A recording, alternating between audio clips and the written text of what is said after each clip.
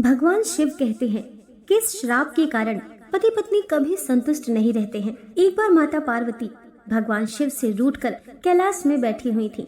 जब भगवान शिव जी उन्हें मनाने का प्रयास करते हैं तब माता पार्वती कहती हैं, हे स्वामी, मैं जानना चाहती हूँ कि पुरुषों को स्त्री के मन की बात क्यों समझ में नहीं आती है।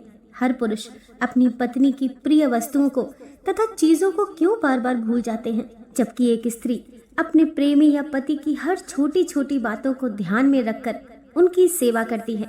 हे प्रभु, आप ही आदि और अनंत हैं। आप ही इस जगत के परम परमेश्वर हैं। आपसे कोई भी बात छुपी नहीं है।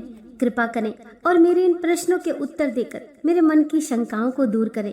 तब भगवान शिव कहते हैं, हे गौरी, आप सत्य कहती हैं कि हर पुरुष पत्नी के मन की बातों को तथा उनकी प्रिय वस्तुओं को भूल जाते हैं, किंतु उसके पीछे एक मुनि के श्राप की कहानी है।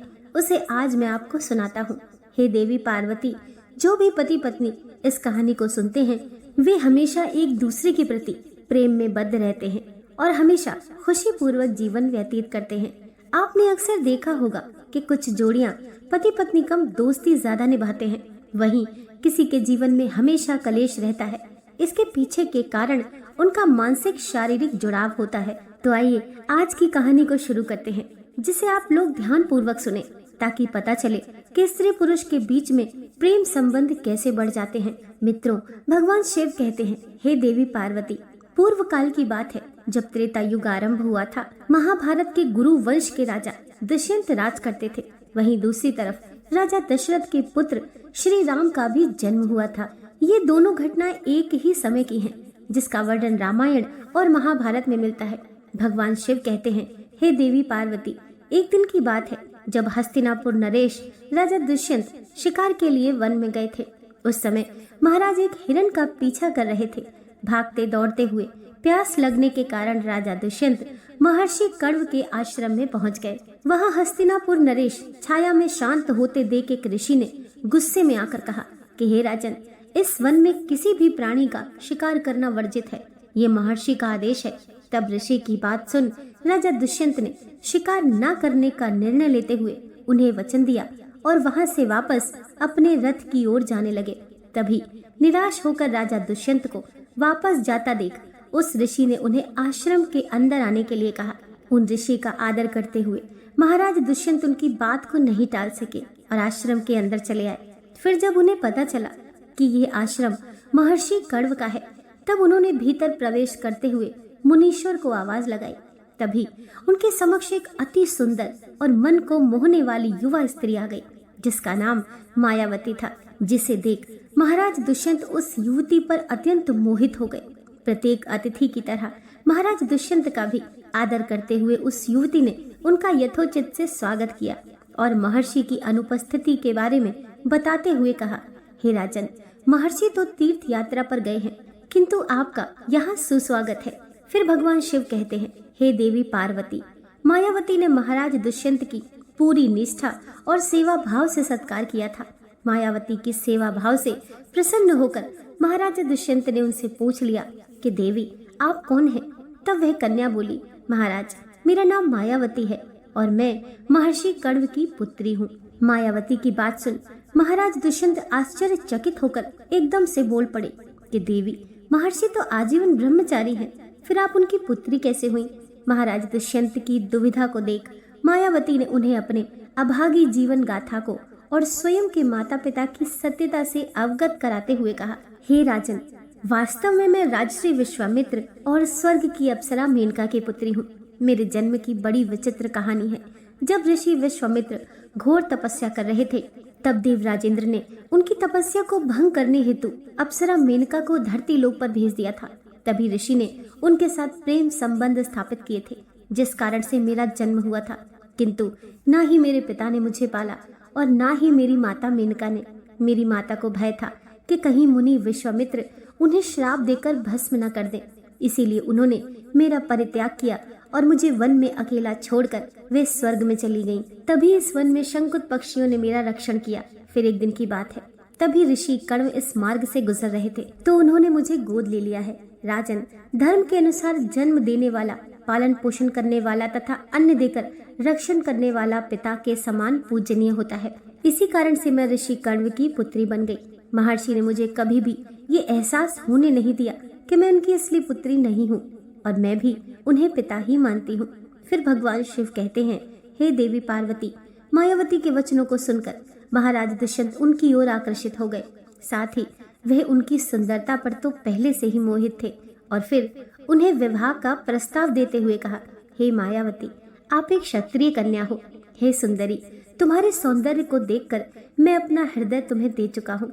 यदि तुम्हें किसी भी प्रकार की आपत्ति ना हो तो मैं तुमसे विवाह करना चाहता हूँ। ऐसे प्रस्ताव को सुनकर पहले तो मायावती अचंभित हुई, परंतु मन ही मन में वह भी महाराज दुष्यंत को देखकर तथा उनके शौर्य की प्रशंसा सुनकर उन्हें पसंद करने लगी थी।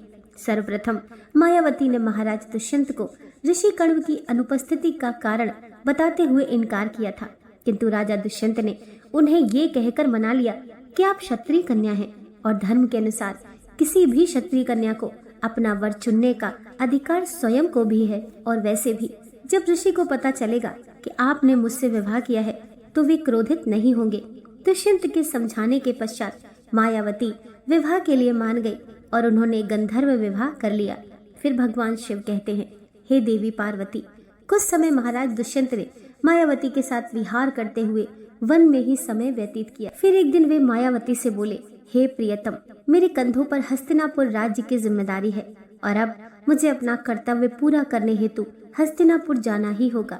ये कहकर महाराज ने मायावती को अपने प्रेम के प्रतीक रूप में अपनी दिव्य स्वर्ण मुद्रिका दी और हस्तिनापुर वापस चले गए और उन्हें आश्वासन दिया कि जैसे ही ऋषि अपनी यात्रा से वापस आएंगे तब वे उन्हें शीघ्र ही अपने साथ विदा कर हस्तिनापुर ले जाएंगे। उसके बाद समय बीतता गया और इसी बीच मायावती को पता चला कि वे गर्भवती हैं और शीघ्र ही ऋषि भी अपने तीर्थ यात्रा से अपने आश्रम में आते ही होंगे। जो प्रसन्नता पूर्वक मायावती ने उनसे महाराज दुष्यंत के साथ अपने गंधर्व विवाह के बारे में बताया। ये समाचार सुनकर ऋषि पहले तो बहुत प्रसन्न हुए, परंतु उसके बाद महर्षि ने मायावती को धर्म का ज्ञान देते हुए कहा, हे पुत्री, विवाह के पश्चात किसी भी कन्या को अपने पिता के घर में रहना उचित नहीं होता है।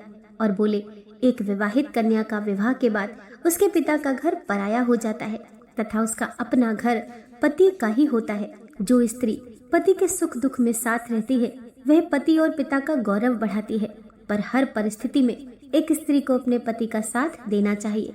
उसे इतना कहकर ऋषि ने समझाया, हे पुत्री, तुमने उचित ही पुरुष का वर्णन किया है जिसका आज तीनों लोकों में गुणगान है। फिर महर्षि ने खुशी खुशी अपनी पुत्री मायावती की विदाई करते हुए उन्हें अपने 4 शिष्यों और एक दासी के साथ हस्तिनापुर के लिए रवाना कर दिया। आश्रम से हस्तिनापुर के लिए आगे बढ़ते हुए मार्ग में एक शिष्य ने मायावती से सरोवर के पास रुककर विश्राम करने का निवेदन किया। मायावती भी थक चुकी थी, इसलिए उन्होंने सहमति दे दी और अपनी दासी के साथ विश्राम करने लगी। जब मायावती सरोवर में पानी पीने गई थी तब उन्हें पता भी नहीं चला और उनके हाथ से महाराज दुष्यंत के द्वारा प्रेमचंद्र के रूप में दी हुई अंगूठी सरोवर में उनके हाथ से निकलकर गिर गई। वहीं दूसरी तरफ उस मुद्रिका को सरोवर की एक मछली ने निगल लिया। फिर अगले दिन जब मायावती हस्तिनापुर पहुंची और वहां के राज दरबार में गई, परंतु राजा दुष्यंत ने उन्हें पहचानने से इनकार कर दिया। वह बार बार सभासदों के सामने कहती रही कि महाराज, मैं आपकी पत्नी मायावती हूँ। लेकिन महाराज दुष्यंत ने ये कहते हुए पहचानने से मना कर दिया कि मैं तुम्हें नहीं जानता, ये औरत कौन है। ऐसा कहकर अपने सैनिकों द्वारा उसे राज्य से बाहर निकाल दिया। फिर भगवान शिव कहते हैं, हे देवी पार्वती, मैं आपको विस्तार से बता दूं कि मायावती से विवाह के पश्चात जब महाराज दुष्यंत वापस हस्तिनापुर लौट रहे थे तो वे महर्षि दुर्वासा के आश्रम के पास से गुजर रहे थे। तभी राजन अपनी प्रिय पत्नी के और राज्य के विचारों में पूरी तरह से डूब चुके थे। जब उन्हें महर्षि दुर्वासा ने आवाज लगाई, फिर भी वे उन्हें नजरअंदाज करते हुए आगे बढ़ गए। इस तरह अनजाने में किए हुए अपराध से ऋषि ने क्रोधित होकर राजा दुष्यंत को श्राप दे दिया और कहा, हे राजन, इस समय तुम अपने विचारों में खोए हुए एक मुनि की आज्ञा का पालन न करते हुए आगे बढ़े हो। तुम अपनी सबसे प्रिय वस्तु को भूल जाओ, ये मेरा श्राप है। फिर भगवान शिव कहते हैं, हे देवी पार्वती, महर्षि दुर्वासा की श्राप रूपी कठोर वचनों को सुन महाराज दुष्यंत अत्यंत घबरा गए और ऋषि दुर्वासा के चरणों में नतमस्तक हुए और फिर राजा दुष्यंत के बार बार विनती करने पर ऋषि दुर्वासा ने कहा कि राजन, मैं श्राप तो वापस नहीं ले सकता, लेकिन जब तुम कोई सूचक चिन्ह देखोगे तो उसे तुम पहचान जाओगे, अर्थात तुम्हारी यादें और शक्ति वापस आएगी। भगवान शिव कहते हैं, हे देवी पार्वती, उधर हस्तिनापुर में महाराज दुष्यंत मायावती के साथ हुए अन्याय को भूल अपना राजपाट संभालने में व्यस्त थे। परंतु एक दिन जिस मछली ने पानी पीते समय मायावती की अंगूठी को निगला था, वह एक मछुआरे के जाल में फंस गई, और जब मछुआरे ने उसे काटा तो उसे चमचमाती सोने की अंगूठी मिली। उस अंगूठी को देख मछुआरा बहुत खुश हुआ और वह उस दिव्य अंगूठी को बेचने के लिए राज्य के एक सुनार के पास पहुंच गया। पर होनी को कुछ और ही मंजूर था। सुनार ने जैसे ही इस मुद्रिका को देखा तो उसका ध्यान अंगूठी पर लिखे महाराज दुष्यंत के नाम पर पड़ा। ये अंगूठी महाराज ने स्वयं के लिए हजारों स्वर्ण मुद्राएं देकर बनवाई थी, जिसकी कीमत कई ज्यादा थी। और सुनार ने तुरंत उस मछुआरे को कोतवाल के हवाले कर दिया। फिर कोतवाल उस अंगूठी और मछुआरे को लेकर महाराज दुष्यंत के समक्ष प्रस्तुत हुआ। पहले तो महाराज दुष्यंत अंगूठी को नहीं पहचान पाए, परंतु उस मुद्रिका को हाथ में लेते ही महाराज दुष्यंत को मायावती से जुड़ी सारी बातें याद आ गईं और उन्होंने मछुआरे से पूछा कि तुम्हें ये अंगूठी कहाँ मिली। तब उसने बताया कि महाराज, मुझे ये अंगूठी महर्षि कश्यप के आश्रम के पास स्थित तालाब की मछली के पेट से मिली। तब महाराज ने उसे मुक्त करने का आदेश दे दिया और कहा, तुम्हें हमारी पत्नी को ढूंढने में मदद करनी होगी। फिर भगवान शिव कहते हैं, हे देवी पार्वती, देवी मायावती को कई सालों तक ढूंढने का कार्य शुरू था, किंतु मायावती ने अपने पिता के घर वापस न जाकर महर्षि कश्यप के आश्रम में गुप्त रहने का निश्चय किया। और महर्षि कश्यप को दिव्य दृष्टि से सारी बातों का अनुमान था, इसीलिए उन्होंने मायावती को अपने आश्रम में आश्रय दिया। वहीं दूसरी तरफ देवताओं और दैत्य में भीषण युद्ध शुरू हुआ, जिसे हम देवासुर संग्राम के नाम से जानते हैं। जब देवराजेंद्र ने महाराज दुष्यंत को देवताओं की ओर लड़ने का आमंत्रण दिया, तब वे तुरंत अपने सारे दिव्य अस्त्र शस्त्र लेकर युद्ध में भाग लेने के लिए चल दिए। जब इंद्र सहित देवता ने भी महर्षि दधीच के पास जाकर उनकी हड्डियों से वज्र और अन्य कई सारे अस्त्र प्राप्त किए, महाराज दुष्यंत, इंद्र और जामवंत जी ने भीषण युद्ध कर सभी असुरों का वध किया और फिर से स्वर्ग में धर्म की स्थापना की। और फिर देवताओं के द्वारा सम्मान देकर राजा दुष्यंत को एक विमान भेज करके पृथ्वी लोक पर वापस अपने राज्य को जाने की आज्ञा दे दी। फिर भगवान शिव कहते हैं, हे देवी पार्वती, जब राजन अपने विमान में बैठकर वापस हस्तिनापुर लौट रहे थे, उसी समय महर्षि कश्यप के आश्रम के पास एक छोटा बालक 4 शेरों के बीच अकेला खेल रहा था, जिसे देख राजा अत्यंत आश्चर्यचकित हो गए। उस बालक को देखकर महाराज के हृदय में प्रेम की भावना उमड़ पड़ी और वे वहां पहुंच गए और बालक को गोद में उठाने के लिए आगे बढ़े। तो मायावती की सखियां पीछे से चिल्ला उठी और बोली, हे भद्र पुरुष, आप ये क्या कर रहे हैं? आप इस बालक को न छुएं, अन्यथा आप जलकर भस्म हो जाओगे। यह बालक महर्षि कश्यप के विशेष आशीर्वाद के कारण दिव्य शक्तियों का ज्ञाता है। आपकी इसी में भलाई है, आप इस बालक से दूर रहें, यही आपके लिए उचित है। फिर भगवान शिव कहते हैं, हे देवी पार्वती, क्योंकि बालक की भुजा में एक अत्यंत जहरीला सांप डोर बनकर बंधा हुआ था और जो भी बालक को छू लेता था, इस सांप के विष के कारण वह जलकर मर जाता था। फिर भी ये बातें सुनकर भी दुष्यंत स्वयं को ना रोक सके और बालक को अपनी गोद में ही उठा लिया। इस समय सभी सखियां आश्चर्य से देख रही थी कि भरत की भुजा में बंधी सर्प डोर पृथ्वी पर गिर गई है। सभी को ज्ञात था कि बालक को जब उसके पिता अपनी गोद में लेंगे तब वह काला डोरा पृथ्वी पर गिर जाएगा।